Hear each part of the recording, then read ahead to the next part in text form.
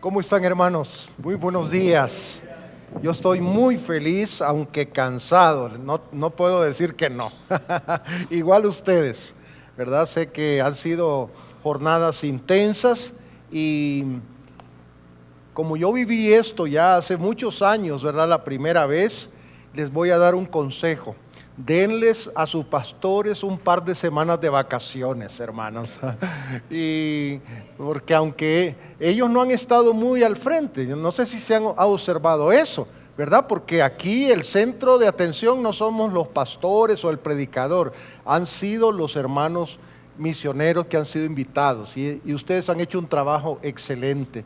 Pero hermanos, aunque hay cansancio físico, seguramente nuestra alma, nuestro espíritu está lleno de gozo, de regocijo. Y quería, antes de entrar a la predicación, aquí voy a hablar como mentor, ¿verdad? En Enfoque Global se habla de mentoría a la iglesia. Como mentor, hermanos, yo quiero felicitarles. Mi rol ha sido acompañar el proceso, no en todo, porque como el pastor ha explicado, pues el hermano Canadá, ¿verdad? Que es obviamente el más experto, ¿verdad? En todo esto, ha hecho una parte muy importante, pero a mí me dieron el privilegio de participar. Y no sé si se acuerdan todos los que estuvieron en aquel momento en que estuvimos aprendiendo sobre la celebración global. Todo era pura teoría, ¿verdad? Yo les pasaba videos, etcétera, y ustedes tenían una idea ciertamente general, pero ahora ustedes ya se volvieron expertos, ¿verdad? Y seguramente ustedes han aprendido muchísimo. Y quiero decirles, su nota es sobresaliente, ¿de acuerdo? De 1 al 10 yo le pondría 10. Fer, has hecho un trabajo excelente, mi hermano, como coordinador, como director de ese equipo. Yo quiero pedir que todo ese equipo, por favor, se pongan de pie. Todos aquellos que han participado, ya sea liderando una comisión específica, ¿verdad? O aún, hermanos, aquellos que han participado en la cocina, en el excelente banquete de ayer, pónganse de pie, por favor, ahora, sin miedo, sin pena. Pónganse de pie. Muy bien. Ahora, todos ellos han hecho una parte muy importante. Otro montón ha participado en otras cosas, ¿de acuerdo? Pero yo quiero que le demos un gran aplauso a estos amados hermanos.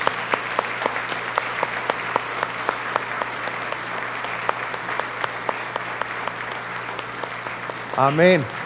Gracias, hermanos. Pueden sentirse orgullosos, satisfechos. Y ahora ustedes son deudores de todo lo que han aprendido, Pastor Mario. ¿Dónde está aquí? Pastor Arturo. Porque lo que anhelamos es que este modelo se multiplique en otras iglesias a través del tiempo. No hay prisas. Pero ustedes han aprendido en la práctica, ¿verdad? ¿Qué es o cuáles son aquellas estrategias que nos van a ayudar? Y como dijo el pastor, esto es solo el inicio. Así que ánimo y adelante, mis hermanos. Muchas felicitaciones. La predicación de de este primer culto, de esta primera parte, quiero pedirles, perdón, que me han dado ya el mando y no lo he encendido.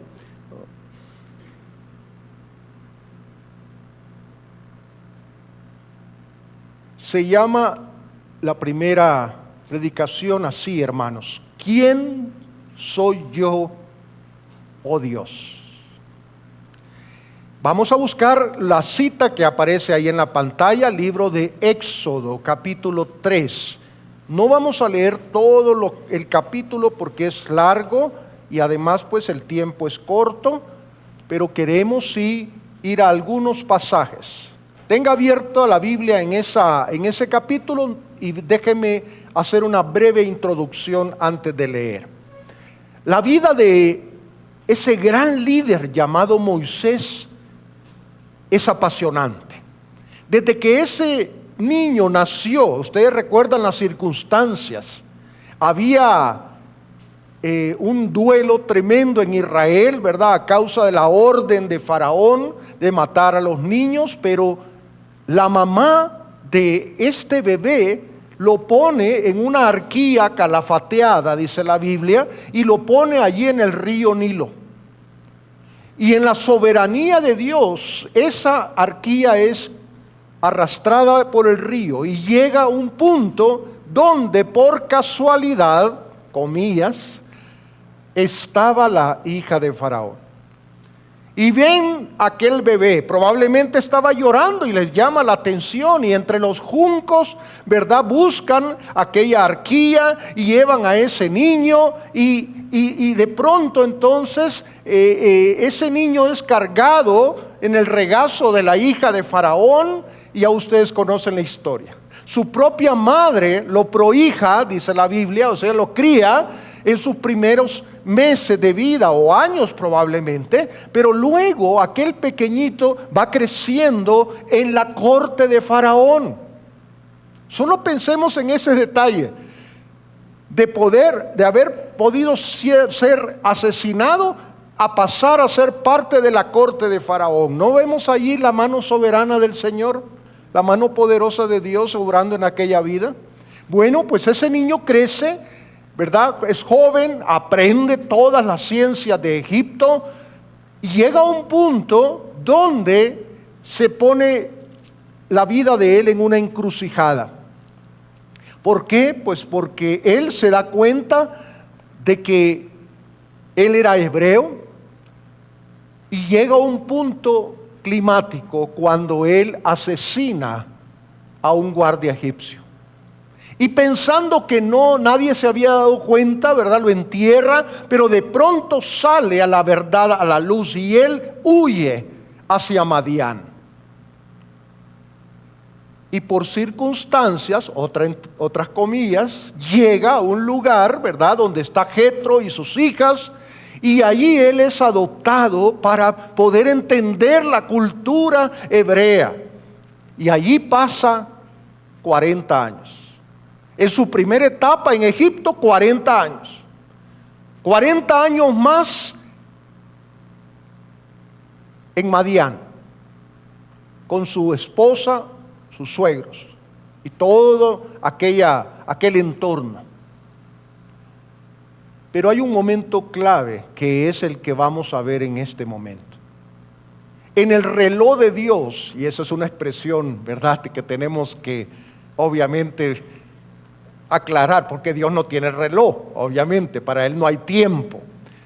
Pero en el plan perfecto de Dios, Él se aparece a Moisés y le asigna una misión. Toda la vida anterior, 80 años, fueron parte del proceso formativo que Dios tenía para ese varón. Y en aquel momento entonces Moisés recibe de Dios una misión, una comisión, vamos a usar esa palabra mejor. Y es ahí donde vemos a Moisés reaccionando. Y esa frase que tenemos en la pantalla es parte de su reacción. Y sobre eso quiero que hablemos. Quiero anticipar, obviamente, que después de todo este proceso, ¿verdad?, de shock que él vivió, obviamente él obedece y cumple la misión. Y todos sabemos la historia de lo que aconteció. Él no llega a entrar a la tierra prometida, pero lleva a todo el pueblo a la frontera. Después de otros 40 años, hermanos, deambulando parte del tiempo en el desierto, ¿verdad?, enfrentándose con tremendos retos, desafíos como son aquella etapa de las plagas, atravesando el Mar Rojo en seco, y ustedes conocen cómo ellos vivieron esa etapa. Pero el gran líder Moisés cumplió la misión. Pero veamos este momento clave de su vida. Y quiero llevarles entonces a versículos específicos. Capítulo 3 entonces, allí vemos en los primeros versos cómo se aparece el Señor en aquella zarza ardiente que no se consume, y ahí habla el Señor con Moisés. Versículo 11, vamos a empezar a leer.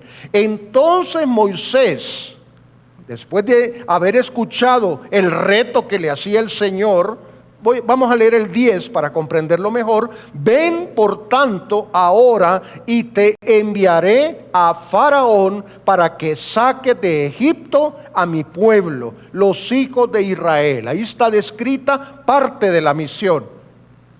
Entonces Moisés respondió a Dios: ¿quién soy yo, Señor, para que vaya a Faraón y saque de Egipto a los hijos de Israel? Y él respondió, el Señor: ve, porque yo estaré contigo, y esto te será por señal de que yo te he enviado. Cuando hayas sacado de Egipto al pueblo, servirás a Dios sobre este monte. Versículo 13.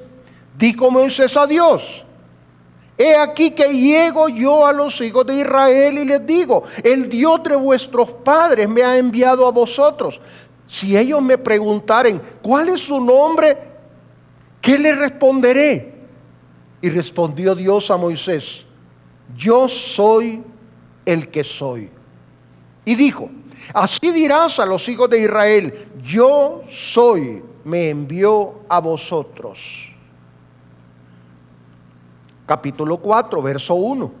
Entonces Moisés respondió diciendo: he aquí que ellos no me creerán, ni oirán mi voz, porque dirán: no te ha aparecido Jehová. Y Jehová dijo: ¿qué es eso que tienes en tu mano? Y él respondió: una vara. Él le dijo: échala en tierra.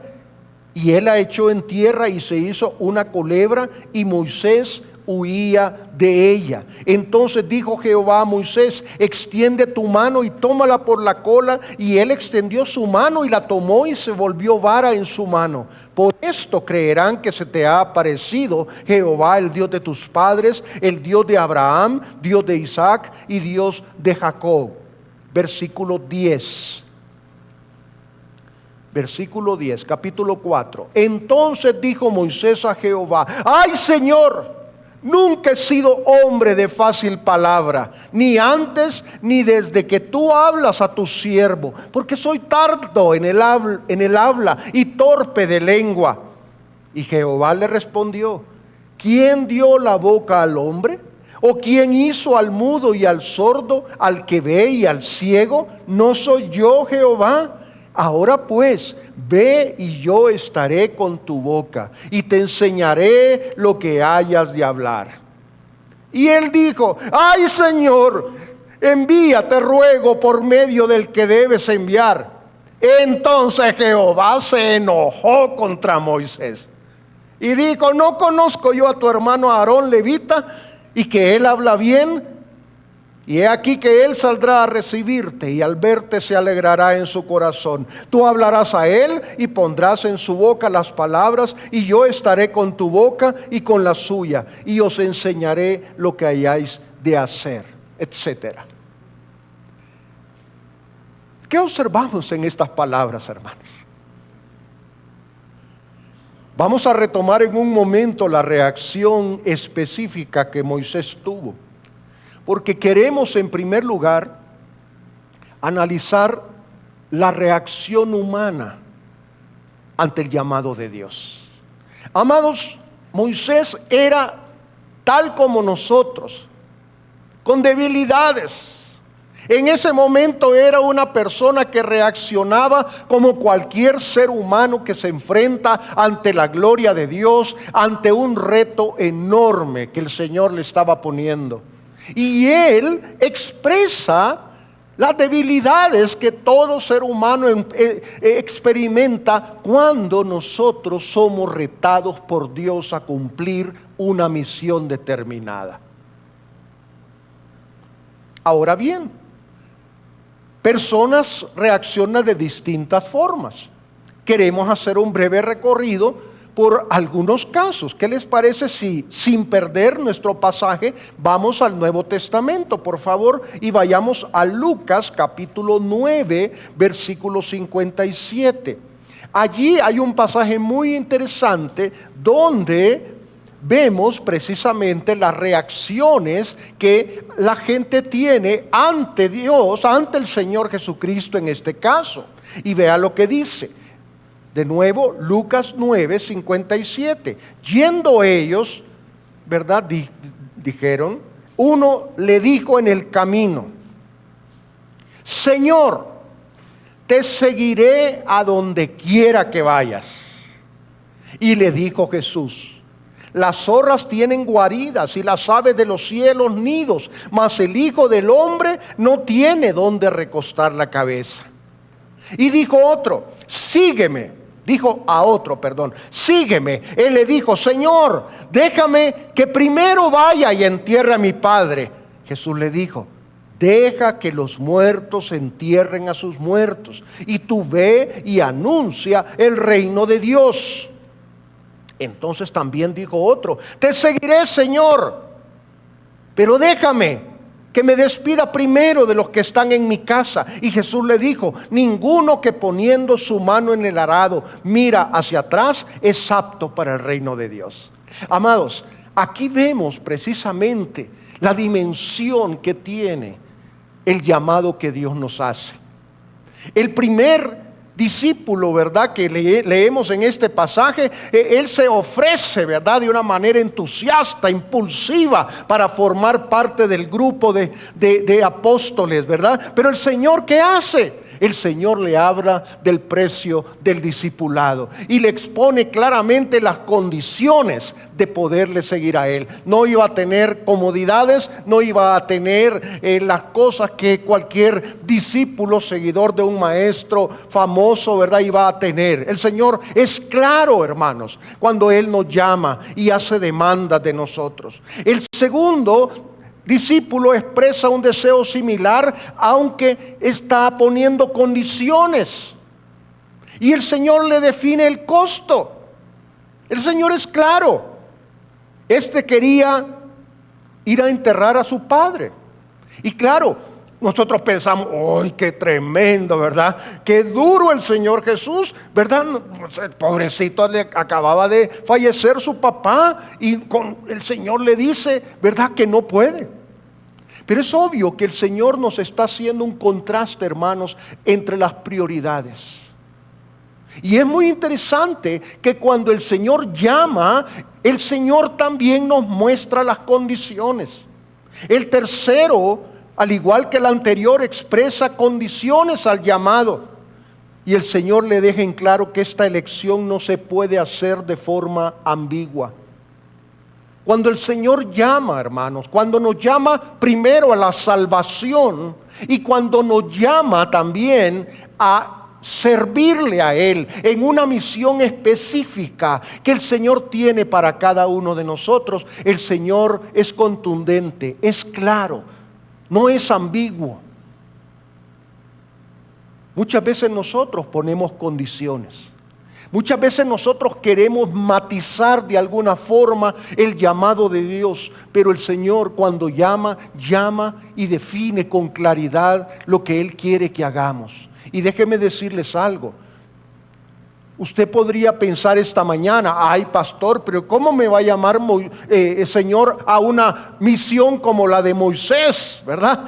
Es increíble, nadie entre nosotros podría aceptar una misión de ese tipo, ¿verdad? Yo saldría corriendo si me dijeran: tienes que ir a sacar al pueblo de Israel a Egipto, llevarlo hasta la tierra que fluye leche y miel. Nos acobardaríamos todos nosotros. Sin embargo, hermanos, Dios no va a llamar a todos a una misión tan desafiante. Pero lo que sí te puedo decir es que si el Señor te llamó del mundo, te llamó de una vida sin propósito, Él te llamó para cumplir una misión en su reino.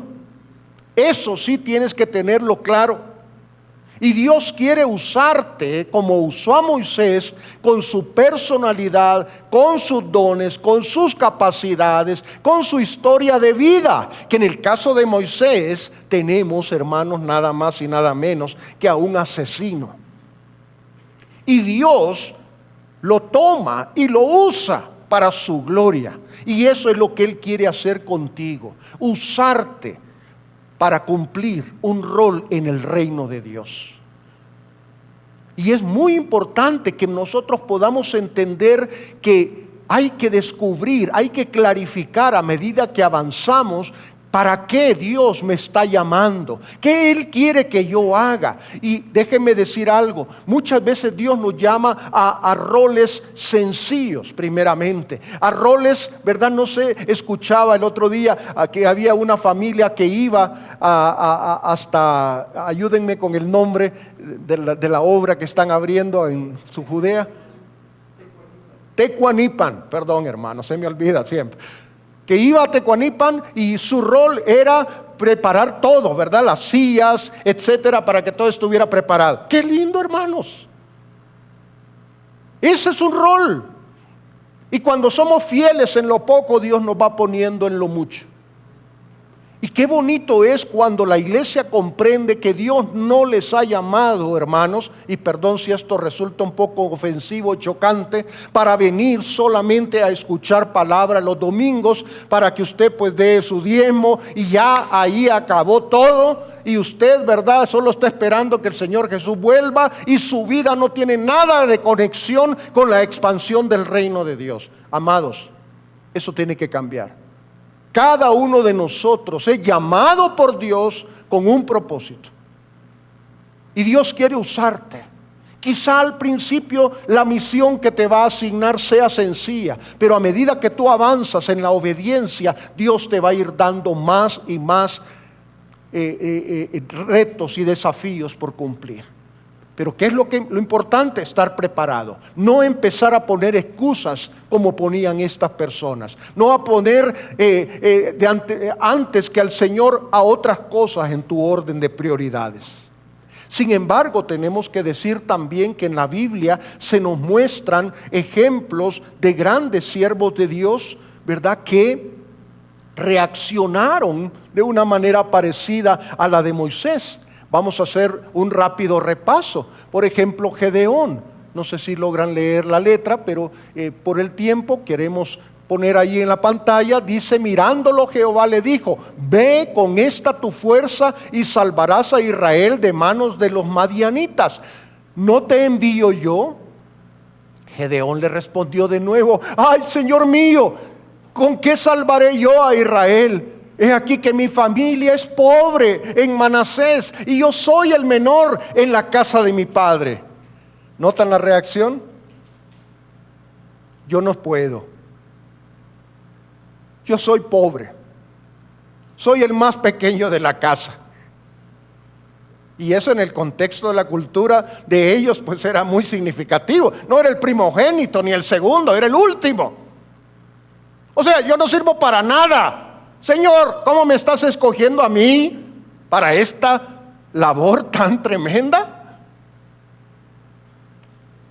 Pero tenemos a otro gran siervo de Dios, Isaías. Entonces dije: ay de mí que soy muerto, porque siendo hombre inmundo de labios y habitando en medio del pueblo que tiene labios inmundos, han visto mis ojos al Rey, Jehová de los ejércitos.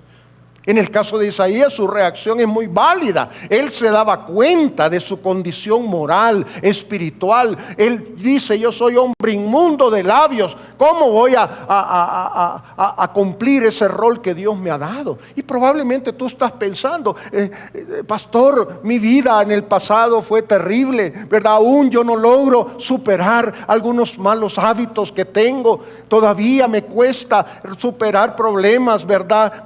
En mi matrimonio hay cosas que no funcionan. No, pastor, yo no estoy listo para aceptar ningún rol, ninguna misión que el Señor me asigne. Yo me conformo con venir y con oír la palabra y con ser evangélico y hasta ahí llego, pastor.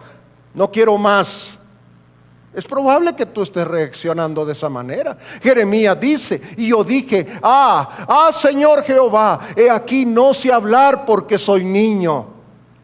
Aquí está otro ejemplo. No sabemos exactamente la edad cronológica, ¿verdad?, de Jeremías, pero probablemente estaba muy jovencito en ese momento que Dios le llama. Y él dice: no sé hablar porque soy niño. ¿Cuántos hemos podido decir lo mismo? Señor, estoy muy jovencito. Señor, soy un niño. Hermano, no podemos decir tal cosa. Dios, de hecho, ha llamado a mucha gente a su ministerio cuando éramos jóvenes, yo incluido. El llamado que el Señor me hizo a servirle me llegó a los 17 años, 2 años después de mi conversión a Cristo. No sé los demás que están acá, ¿verdad? Pastor, ¿cuál fue tu caso? 17 años. Así que todos los chicos de 17, pongan atención, que probablemente Dios tenga algo que decirte, mi hermano. Y aún los niños, hay gente que desde niño ha tenido la convicción. El pastor Mauricio Castellón, pastor de la iglesia Miramonte ahora, ustedes lo han conocido. Él dice que como a los 4 años, ¿verdad? Él ya, después de conocer a Cristo, luego muy pequeñito, ¿verdad? En un campamento para niños, él dijo, yo quisiera, Señor, ¿verdad? Servirte. Y el Señor le puso en su corazón el llegar a ser pastor. Y ahora él es pastor de la iglesia Miramonte. Hermanos amados, pero todos tenemos muchas veces inseguridades, tenemos excusas que poner. Además, podemos seguir con Pedro.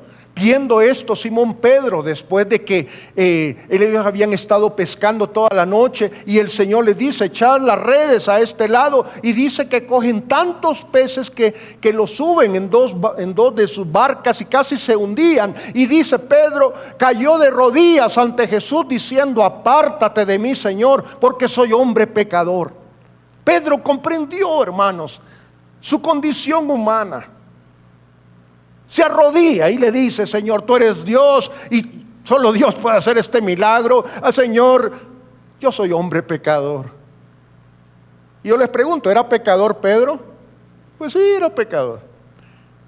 ¿Cómo era el temperamento de Pedro? Todos sabemos, impulsivo, ¿verdad? Era, según los psicólogos, ¿verdad? Se usan esos términos, sanguíneo. Era un sanguíneo casi puro él, ¿verdad? Reaccionaba y luego pensaba, ¿verdad? Y ahí están muchas ilustraciones, ¿verdad? De cómo Pedro era. Y cualquiera podría haber dicho, ¿Pedro? ¿El líder de los apóstoles? No, hombre, ese tipo es un inestable. Ese tipo, ¿verdad? No sirve para nada. Nunca termina lo que comienza, etcétera. Podrían haber, y él se reconocía pecador también. Cualquiera de nosotros le podría decir al Señor, Señor, ¿cómo voy a servirte yo? Soy pecador. Señor, tú sabes que todavía no logro superar cosas en mi vida. Todavía tengo que estar lidiando con algunas cosas.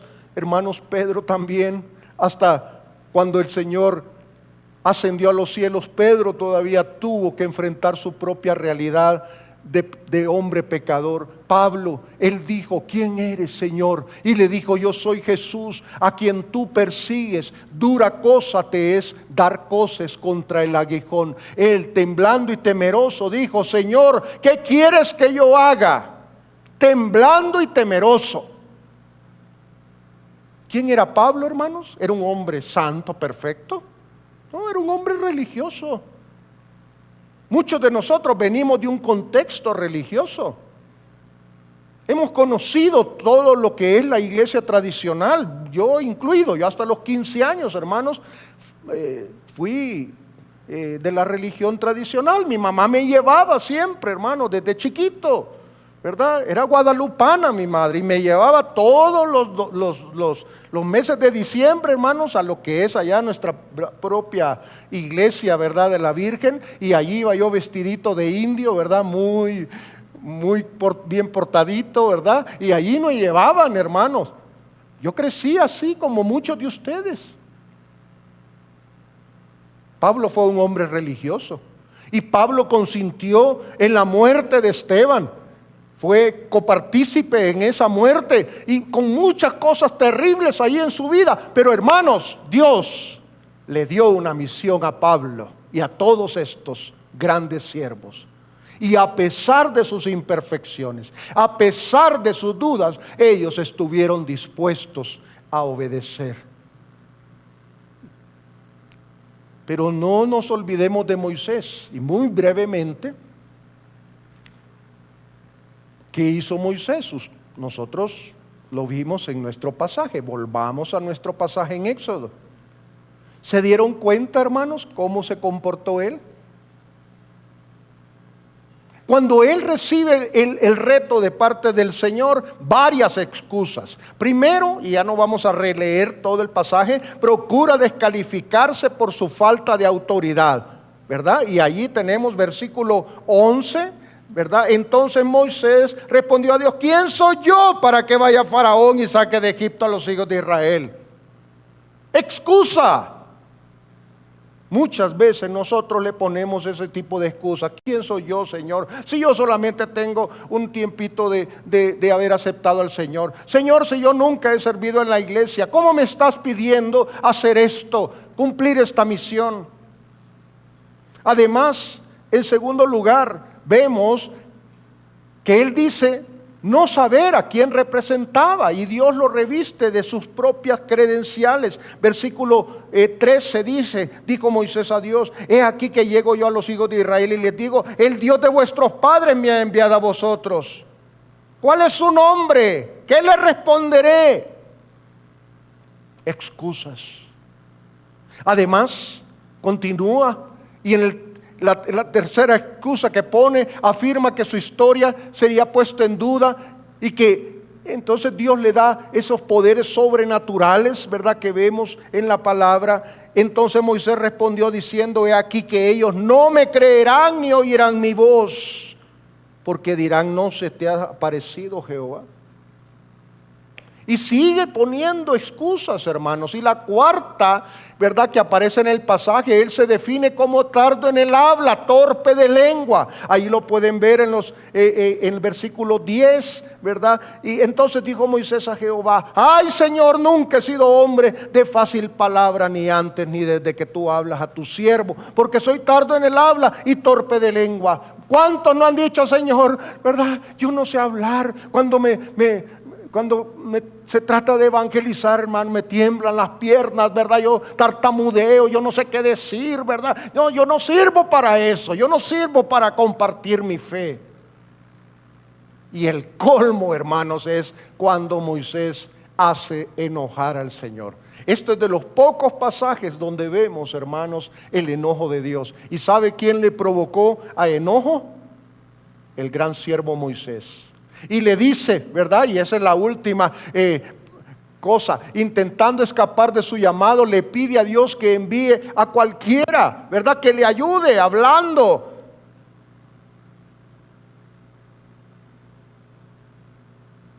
Dice, versículo 13: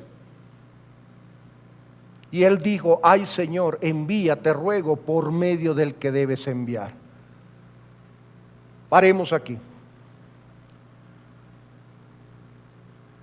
Debemos reconocer, hermanos, que cuando el creyente se encuentra con Dios, con el Dios de la misión, solo puede haber primeramente una reacción de profundo temor y temblor. Esto no podemos evitarlo. Cuando tú te encuentras a tu propia zarza ardiendo, donde Dios te habla y puede hablarte a través de un mensaje, te puede hablar a través de un testimonio de lo que hemos oído en estos días, te puede hablar a través de una lectura, te puede hablar a través de un video que tú has visto, pero Dios va a hablarte también a ti. Tú vas a experimentar tu propia zarza. Yo la viví en mi propia vida, hermanos, como les dije, a los 17 años, escuchando un día Viernes Santo a un predicador que habló de las 7 palabras de Cristo en la cruz. Eso, hermanos, ese mensaje llegó a mi corazón y llegó a lo más profundo de mi ser, y a mi corta edad yo le dije: Señor, el resto de mi vida te quiero servir, porque escuché el llamado del Señor. El siguiente día, hermanos, porque mi familia se había ido de vacaciones a la playa, y allí, después de estar yo en la iglesia el viernes, llegué el sábado a la playa y llamé y le dije a mi padre: papá, quiero hablar contigo. Y allí en la orilla, hermanos, de la playa, con el mar de frente de testigo, yo le dije: papá, he decidido dedicar mi vida al Señor. Y mi padre era un agnóstico, comunista. Él estudió aquí en la UNAM, en la época de la era revolucionaria, allá por los años 50, ¿verdad? Y hermanos, él tenía ideas de izquierda, ¿verdad? Pero Dios lo usó y me dijo: hijo, si tú crees que eso está bien, yo te voy a apoyar. Siendo un incrédulo. Y hermanos, bueno, no me quiero desviar, pero les podría contar toda la historia. Mi papá se convirtió al final de sus días. Pero quiero decirles algo. Cada uno de ustedes, cada uno de nosotros, habiendo sido llamado de Dios del mundo, de ese mundo sin propósito, sin esperanza, nos ha traído a su familia. Por eso la iglesia se llama, viene de esa palabra eclesía, llamado de. Somos llamados del mundo. Nosotros no nos podemos comportar igual que cualquier otra persona inconversa que está allí, hermanos, afuera. Tú y yo somos personas escogidas por Dios, y eso no tiene que ver con que somos especiales, buenos, mejores que los demás. No, somos pecadores, pero Dios en su misericordia nos llamó a su iglesia, pero nos llamó para cumplir una misión. Y dentro de esa gran misión, Dios te quiere llamar a cumplir una misión específica. Sin embargo, tenemos que enfrentar la realidad de que muchas veces anteponemos nuestros propios intereses. Muchas veces, hermanos, queremos depender de nuestros propios recursos, de nuestras propias capacidades. Pero les tengo una mala noticia: el reino de Dios no se expande usando métodos ni fuerzas humanas. El reino de Dios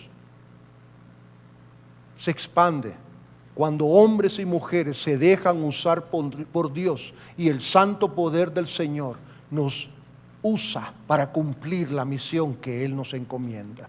Ay de aquel que acepta el llamado, ¿verdad?, con soberbia, como diciendo: Señor, ya era tiempo que me llamaras a hacer algo, ¿verdad? Aquí está este hombre que tiene 3 maestrías, inteligente como ninguno, guapo, ¿verdad?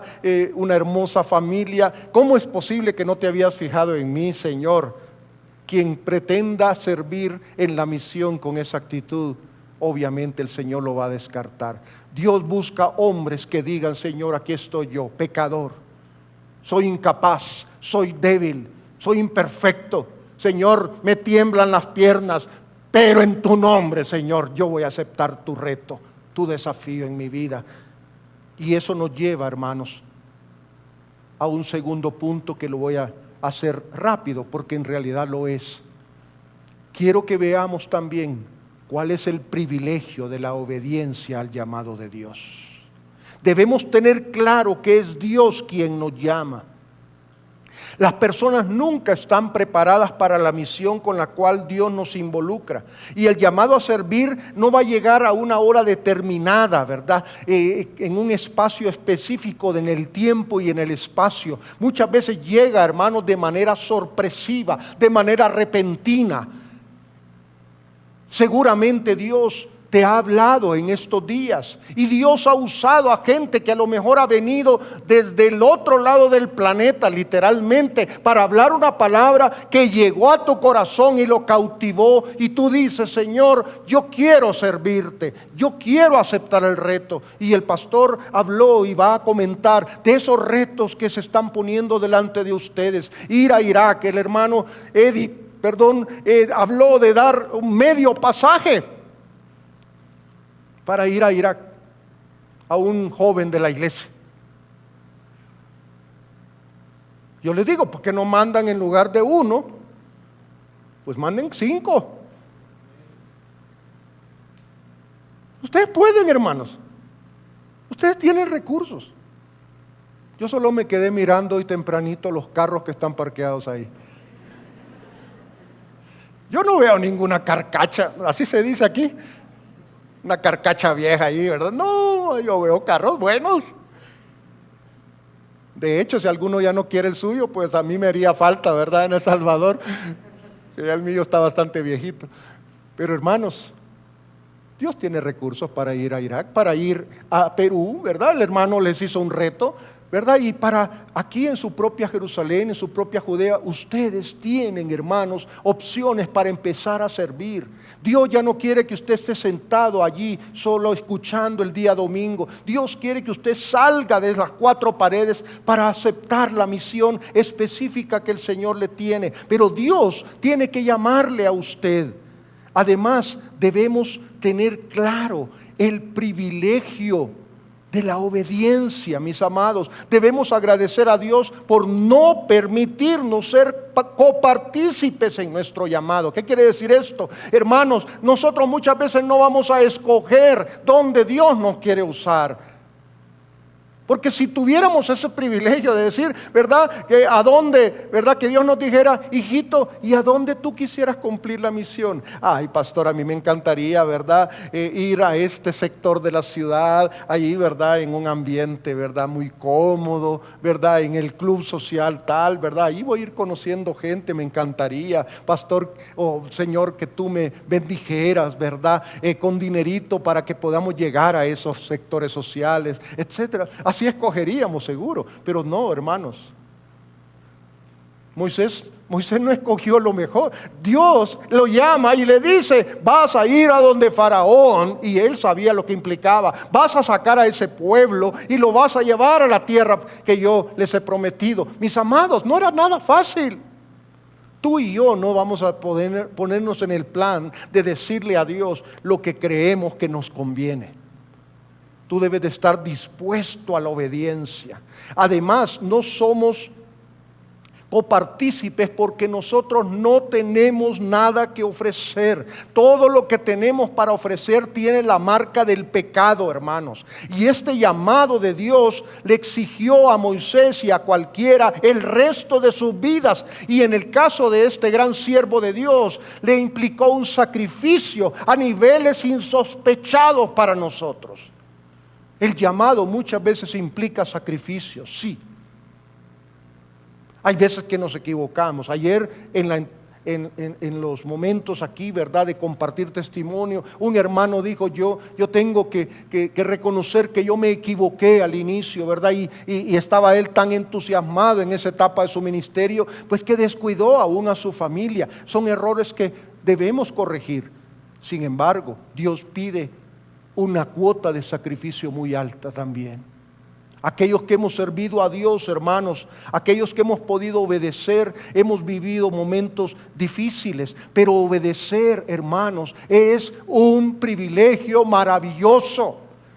Que el creador del universo, el Dios de la misión, el Dios que tiene un plan eterno para la humanidad, me hace partícipe a mí, un pecador imperfecto, me hace partícipe en su plan y me incorpora en un lugar donde yo puedo ser útil, para lo cual Él me ha capacitado a través de toda mi vida. Hermanos, eso es maravilloso. La obediencia es una respuesta a nuestra completa incompetencia. Hermanos, para poder cumplir la misión de Dios necesitamos reconocer quiénes somos y necesitamos también ser capacitados por Él para el cumplimiento de esa misión. Pablo escribe a los corintios y les dice, no que seamos competentes por nosotros mismos para pensar algo como de nosotros mismos, sino que nuestra competencia proviene ¿de quién, hermanos? De Dios. Del Dios de la misión. Y Dios nos va a dar la habilidad, la capacidad para cumplir el rol que Él nos ha dado. Me encanta el testimonio, ¿verdad?, de Edgar y de Rubí, porque son bien diferentes entre ellos. Su vocación, su llamado, sus habilidades, ¿no es cierto? Rubí es hábil para el tema de los idiomas y Edgar para el tema de la tecnología. Pasa algo igual con mi hijo y mi nuera, ¿verdad? Ustedes les han conocido, Luis David y mi nuera. Ella es lingüista y él es licenciado en comunicaciones. Y cada uno está sirviendo. Y qué bendición poder encontrar que aquello para lo cual Dios nos ha capacitado puede ser útil en el reino. Pero ¿de dónde viene, hermanos, nuestra competencia? ¿Quién hace posible que podamos usar todos esos recursos para la gloria de Dios? Solo el Señor. No somos nosotros. Bástate mi gracia, dijo Pablo, porque mi poder se perfecciona en la debilidad. Por tanto, de buena gana me gloriaré más bien en mis debilidades, para que repose sobre mí el poder de Cristo. Por lo cual, por amor a Cristo, me gozo en las debilidades, me gozo en las afrentas, en las necesidades, en las persecuciones, en la angustia, porque cuando soy débil, entonces soy fuerte. Amados, cada uno de nosotros va a ser guiado por el Señor a cumplir una misión. No pretendamos enfrentarla con nuestra fortaleza humana. Dios lo que quiere es hacernos débiles para que su poder se perfeccione en nuestra debilidad. Este día van a ser expuestos a retos de vida. Y la pregunta es la que usted tiene que hacerle al Señor: Señor, ¿cuál es la misión específica? ¿Cuál es el rol específico que tú tienes para mí? Yo quiero empezar, Señor. Y yo quiero empezar quizá por poquito. Y quiero aceptar el reto que me están haciendo mis hermanos pastores para este futuro que la iglesia está comenzando, como dijo bien el pastor. Esto comienza, y yo lo creo, pero hay cosas tremendas por venir. Entonces, ¿cuál va a ser tu disposición? ¿Vas a estar dispuesto a la obediencia o vas a estar evadiendo y poniendo excusas al llamado que Dios te está haciendo? Eso es algo que solamente tú puedes responder. Inclinemos nuestro rostro, hermanos. Perdón que me pasé unos minutos. Solo quiero terminar en oración y luego el pastor Mario va a pasar. Señor, gracias te damos por este momento. Gracias por permitirnos estar juntos este día. Gracias por cada hermano y hermana que ha venido con expectativa de que tu palabra le hable. Y Señor, mi oración es que este pasaje tan hermoso nos desafíe. Y Señor, que como resultado podamos encontrar hombres y mujeres dispuestos a la obediencia, dispuestos a cumplir la misión para la cual tú has diseñado a cada uno de nosotros. Señor, que dejemos de poner excusas, que dejemos de evadir nuestro rol para entregarnos plenamente en tus manos y convertirnos en hombres dependientes de tu poder. Que podamos, como Pablo, gloriarnos, Señor, en tu suficiencia y no en la nuestra. Bendícenos, Señor, y guía todo este proceso. En el nombre de Jesús. Amén. Amén. Pastor Mario.